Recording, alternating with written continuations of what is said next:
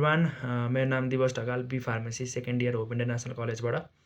So I hope तपाईँहरूको सिईको यानि कि एमबिबिएसको रिजल्ट हिजै आइसकेको थियो।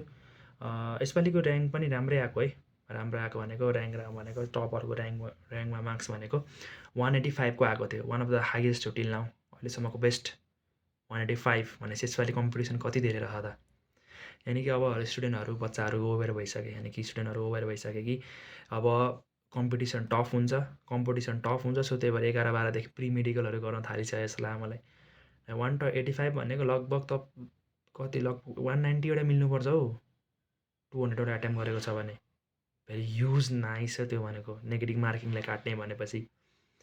कम्पिटिसन बढ्दैछ, यो सबै राम्रो हुँदैछ। So you have to be prepare from now only. Prepare हुनुपर्छ, कम्पिटिसन त्यसै छ।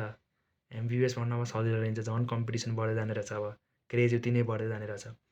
सो हिजो अब के अरे एमबिबिएसको रिजल्ट आयो। सो आज चाहिँ बिडिएसको रिजल्ट आउँछ रातभरिमा बिडिएसको रिजल्ट आउँछ। त्यसै गरी लगतै रिजल्टहरू आइरहेको हुन्छ। बी फार्मेसीको सायद अझै 2-3 दिन लाग्छ होला आउनलाई। अब एक्जाम भयो कि भनेर त थाहा भएन बी फार्मेसीको कहिले थियो, तर अब त्यही नै हो, कम्पिटिसन धेरै लास्टै बढेको रहेछ। सो त्यही भएर बिडिएसको रिजल्ट आउँछ बेलुकासम्म है।